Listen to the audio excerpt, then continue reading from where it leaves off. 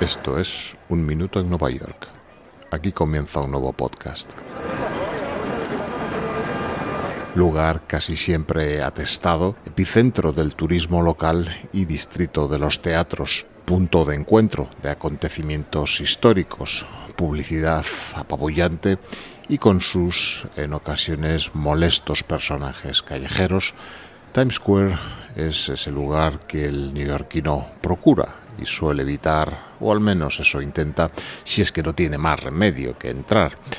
Una vez inmersos en Times Square, resulta realmente difícil para el visitante fijar su vista en un punto determinado, dada la infinidad de reclamos visuales que la atraen con sonidos, mensajes y colores.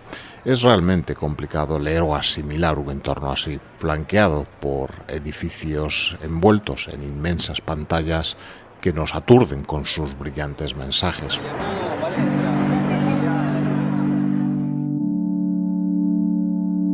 Centrándonos en el edificio que ocupa su parte sur, que suele acaparar la atención especialmente durante la noche del 31 de diciembre, con la tradicional bajada de la esfera luminosa que marca la cuenta atrás de la Nochevieja en Nueva York. Me refiero al One Times Square Building, también conocido a lo largo de la historia como el 1475 de Broadway, anteriormente denominado como el New York Times Building, también la New York Times Tower, Allied Chemical Tower o simplemente Times Tower. Un rascacielos de 25 plantas y 363 pies de altura, unos 111 metros, en Times Square, como todos sabemos, el Midtown de Manhattan. Este edificio ocupa la manzana delimitada por la Séptima Avenida, la calle 42 Broadway y la calle 43. A lo largo de los años este edificio ha experimentado numerosas modificaciones y hoy en día apenas quedan rastros de sus rasgos arquitectónicos originales, prácticamente solo su estructura metálica. Una parte de este edificio que hemos podido ver bastante en los últimos tiempos al encontrarse inmerso en un proceso de reconstrucción total de sus fachadas. Cuando desde la distancia lo visualizamos mentalmente, posiblemente la imagen que nos viene a la mente son esos luminosos carteles publicitarios de su fachada, añadidos principalmente en la década de 1990 y que en las últimas 2 décadas han incorporado las últimas tecnologías en cuanto a pantallas de gran formato disponibles. Y es que debido a los considerables ingresos generados por su publicidad, el edificio One Times Square es hoy por hoy uno de los espacios publicitarios más valiosos del mundo, comparable, en mi opinión, solo a otros lugares tan emblemáticos como el multitudinario cruce de Shibuya en Tokio.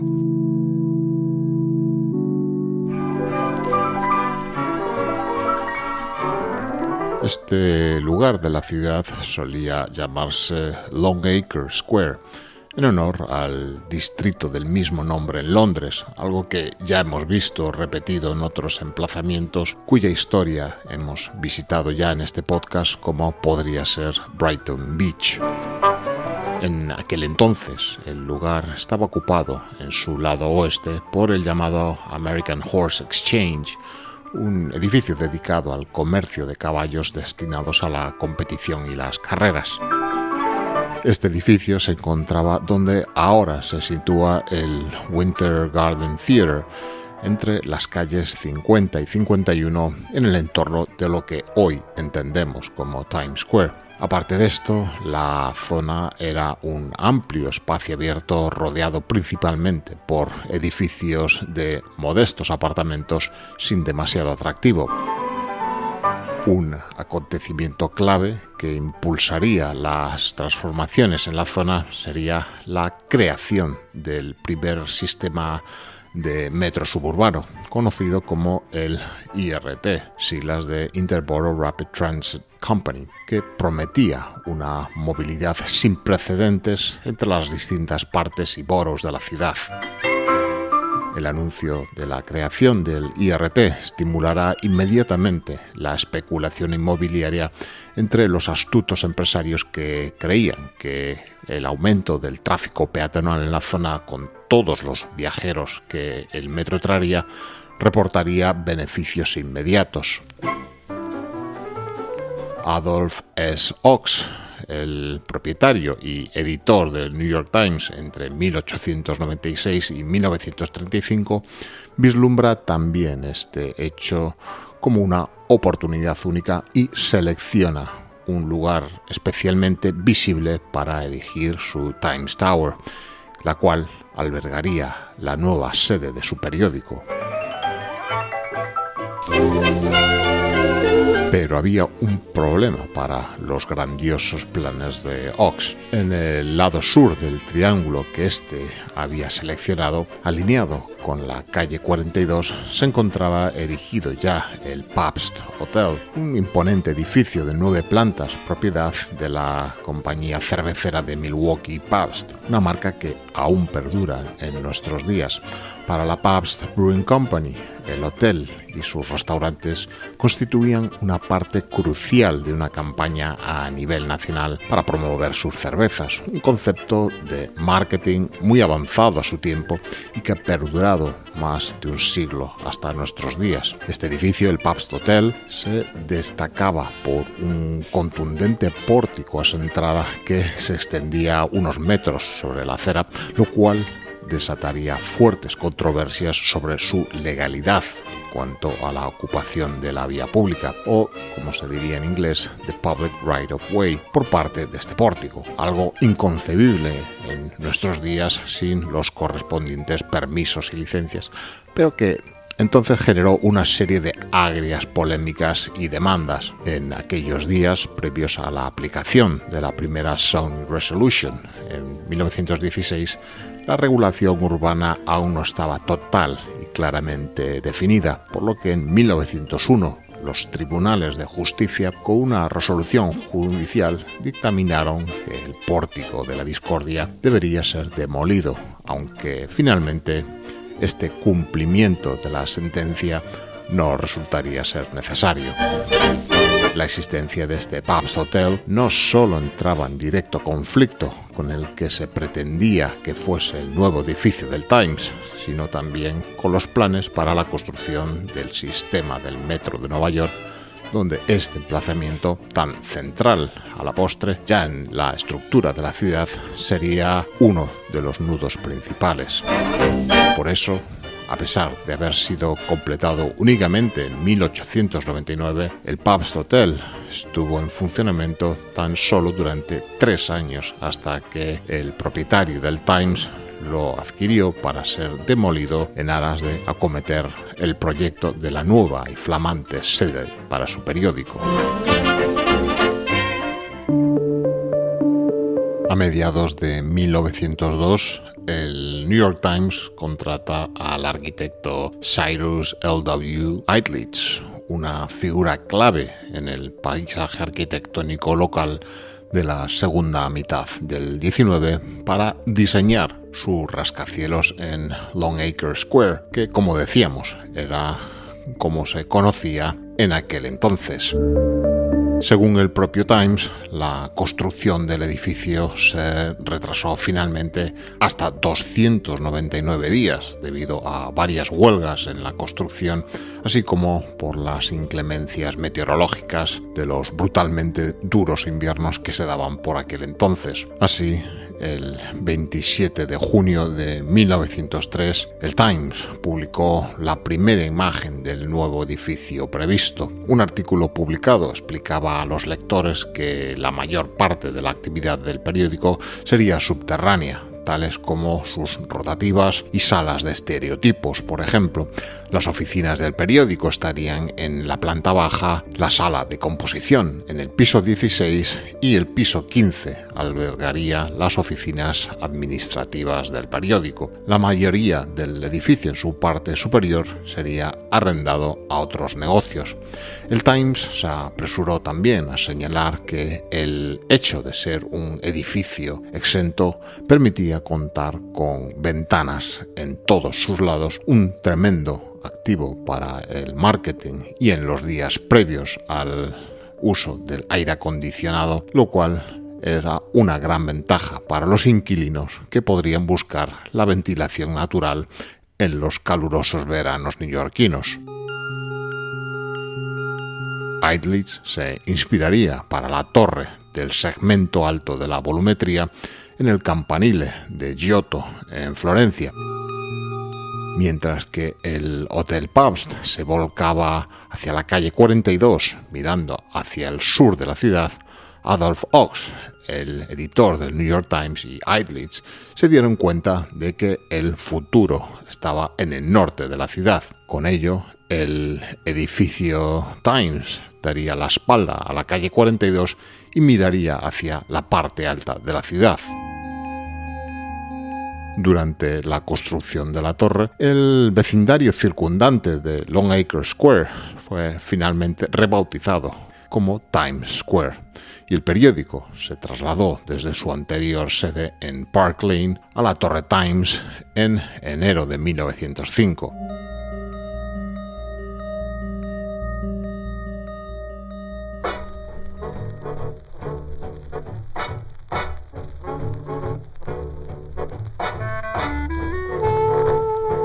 Diseñada en estilo neogótico, como otros muchos edificios emblemáticos de esta ciudad, y con infinidad de detalles ornamentales en sus fachadas de piedra y terracota, sostenidas por una estructura metálica, la torre se convirtió en el segundo edificio más alto del mundo en su época. Sin embargo, el edificio quedaría rápidamente obsoleto y solo 8 años después las oficinas de la redacción y las rotativas del periódico se trasladarían al cercano 229 Oeste de la calle 43, dejando únicamente la sección de publicación de anuncios por palabras en la ubicación original. Con todo esto, el propietario del periódico también sería el que iniciara la tradición de celebrar el fin de año en Times Square, primero con un espectáculo pirotécnico en 1905 que, según las crónicas, atrajo a más de 200.000 espectadores. Después, ya en 1908, se introdujo el concepto ya conocido de la bajada de la esfera y cuenta atrás que conocemos hoy. En este mismo año se instalará un proyector de noticias llamado el Stereopticon en la parte norte del edificio. La bola original de Times Square sobre la Times Tower fue reemplazada después de las celebraciones del Año Nuevo entre 1919 y 1920. Además, en ese mismo año, en 1920, el teletipo de noticias electromecánico del Motograph News Bulletin, conocido coloquialmente como Zipper, comenzó a funcionar cerca de la base del edificio. Durante la Segunda Guerra Mundial, este Zipper se apagaría por razones de ahorro energético y solo se volvió a encender al final del conflicto. Con estos dispositivos enfocados a la difusión inmediata de noticias, la historia de Times Square aparece inseparable de grandes acontecimientos de la historia del país, como sería el final de la Segunda Guerra Mundial con la icónica imagen del beso, conocida como BJ Day, obra del fotógrafo Alfred Eisenstadt.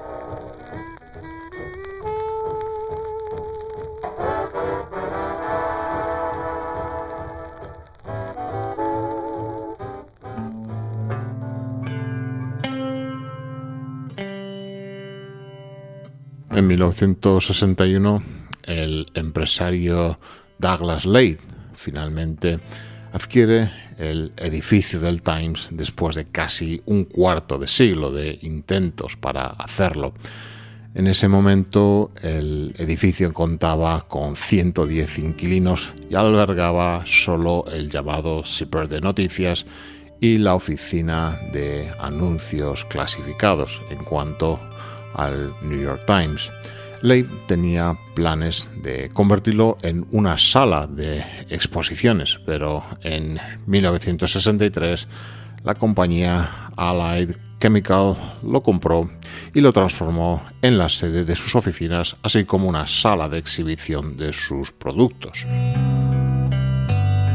Debido a cambios en las leyes urbanísticas de Nueva York, resultaba más rentable renovar la Times Tower en lugar de demolerla y volver a construir, ya que las nuevas restricciones en cuanto a altura máxima en el área no permitían la construcción de un nuevo edificio tan alto como el existente. Por tanto, la renovación comenzó en octubre de 1963 y costaría unos 10 millones de dólares. Tristemente, y esto es algo que nos escandaliza hoy en día desde nuestra perspectiva actual en cuanto a los principios de regeneración urbana y uso adaptativo de los edificios, se eliminaría la ornamentada fachada de terracota y granita diseñada por Eidlich 60 años antes, reemplazándola por paneles de hormigón intercalados con losas planas de mármol. Sin embargo, durante este proceso,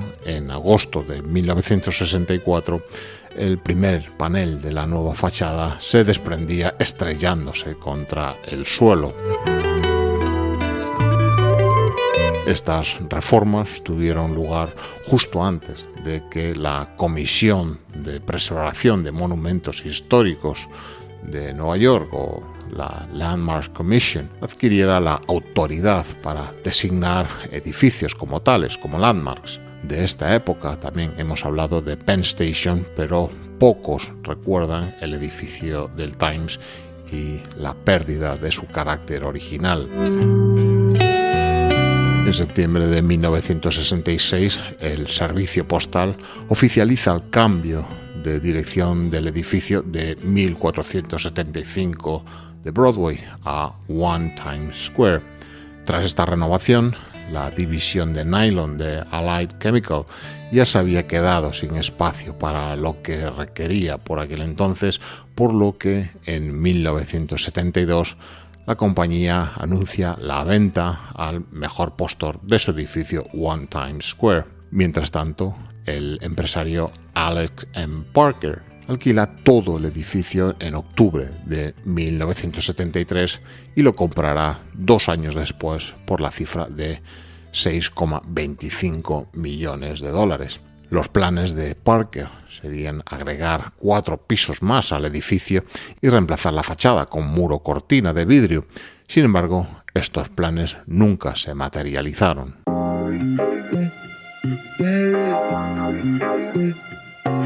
En su lugar, Parker y el alcalde Abraham Beam inauguraron oficialmente One Times Square como un centro de exposiciones el 2 de marzo de 1976. Esto tampoco fue un concepto que recogería grandes éxitos a nivel comercial. A todas luces, parecía que el tamaño del edificio seguía siendo el mismo problema con el que se enfrentaron anteriores inquilinos.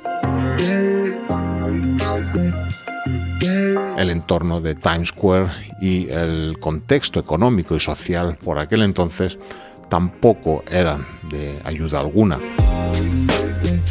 Sirvan como ejemplo el éxito de las cabinas tipo Peep Show disponibles para su contemplación por únicamente 25 centavos que, introducidas en 1966, impulsó a otros pequeños negocios a seguir la misma tendencia, exhibiendo películas para adultos, así como otras mercancías y productos de carácter erótico. Los beneficios obtenidos por este tipo de negocios, así como otros de más dudosa legalidad, aumentarán exponencialmente y así también el costo de los arrendamientos en la zona se dispararía. Posteriormente, y al calor de estos negocios, la mafia también se hizo presente en la zona alrededor del año 1968. En las calles, la prostitución de todos los géneros, el tráfico de drogas a plena luz del día, el alcoholismo y otros géneros de degradación urbana se volvieron comunes. Dentro del metro, el crimen campaba a sus anchas por los pasillos subterráneos, así como por los pasajes de la terminal de autobuses de la autoridad portuaria, a pesar de la abundancia de policías que la ciudad desplegó en ellos. A finales de la década de 1970, el área de Times Square registraba la mayoría de las denuncias por delitos comunes en la ciudad, algo que no se vería subsanado hasta la década de los 90, donde la zona ya adquiere un carácter claramente marcado por el distrito de los teatros y los reclamos del turismo de masas moderno.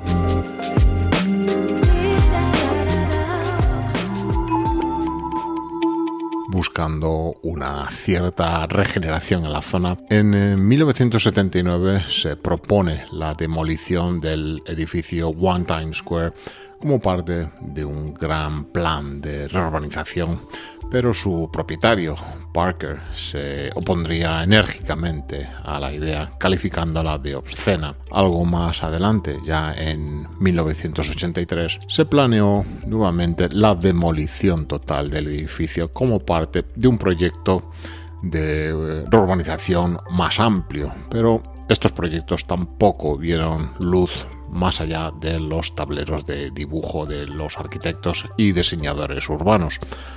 Así, y a lo largo de las décadas siguientes, el edificio cambiará de manos varias veces, pasando por las propiedades de empresas financieras como BNP Paribas o Lehman Brothers.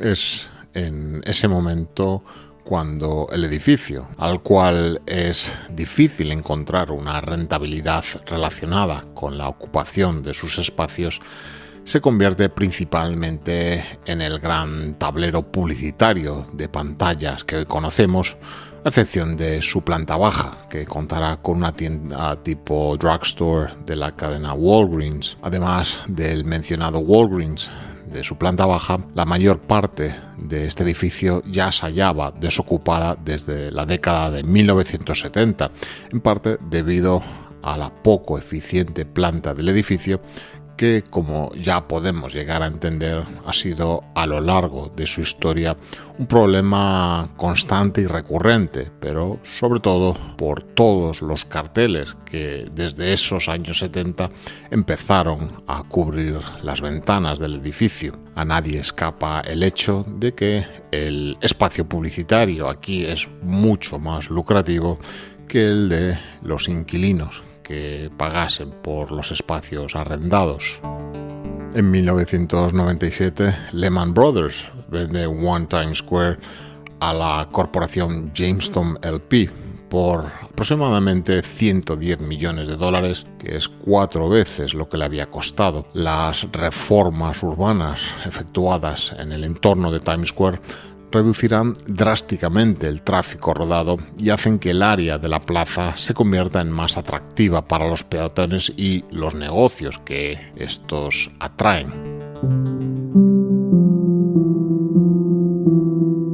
En 2008, la recién diseñada Duffy Square se reabre al público, atestiguando así como Times Square ha experimentado épocas de gran vitalidad y dinamismo, así como periodos de gran depravación y decadencia, y aún así, sin embargo, sigue siendo una de las grandes encrucijadas de esta ciudad y de sus visitantes provenientes de todo el mundo. Ya en 2017, la compañía propietaria Jamestown anuncia sus planes para, aparte de renovar las pantallas que envuelven el edificio en sus 4 fachadas, revitalizar y reutilizar una vez más los espacios interiores. Así, en 2019 comienzan estas obras de renovación total con una inversión de $500 millones. Al completarse, se espera que el nuevo edificio One Times Square una vez reformado albergue, además de oficinas y atracciones tecnológicas interactivas, junto con el museo temático dedicado a la historia de Times Square, un observatorio tipo rooftop, otra de las clásicas atracciones turísticas y de ocio tan en boga hoy en día en Nueva York. Además, y como en prácticamente a lo largo de todo el último siglo, One Times Square continuará siendo el lugar destacado y el foco de atención para las celebraciones de Año Nuevo para aquellos y aquellas valientes dispuestos a afrontar las ya clásicas masificaciones y el frío de esa época del año en Nueva York.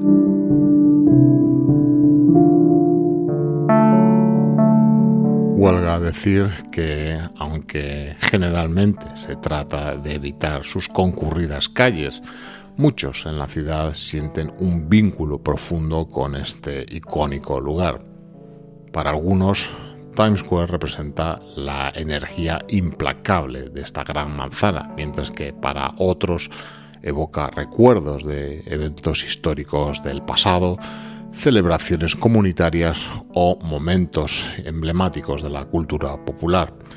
Los neoyorquinos tenemos una relación ambivalente con Times Square. Se aprecia y se aborrece, se evita siempre que se puede, pero tampoco se querría que desapareciese. Sin embargo, independientemente de las opiniones individuales, es innegable que Times Square es parte integral del tejido de Nueva York y de su historia contemporánea, funcionando muchas veces a modo de termómetro indicativo de la salud del organismo de la gran ciudad de la que forma parte. Un Minuto en Nueva York es un podcast escrito y producido en Nueva York que te trae retazos de su historia, personajes, costumbres y arquitecturas, relatados de forma personal, subjetiva y no siempre rigurosa. El podcast está disponible para su escucha y suscripción allí donde siempre encuentras tus podcasts favoritos. Para descubrir más acerca de Nueva York, visita nuestra página web unminutoennuevayork.com, donde podrás acceder a todos los contenidos sonoros y visuales publicados e incluso contribuir al sostenimiento y continuidad del podcast. Además, y si quieres, puedes seguir nuestras publicaciones en todas las redes sociales, donde no te será difícil encontrarlo.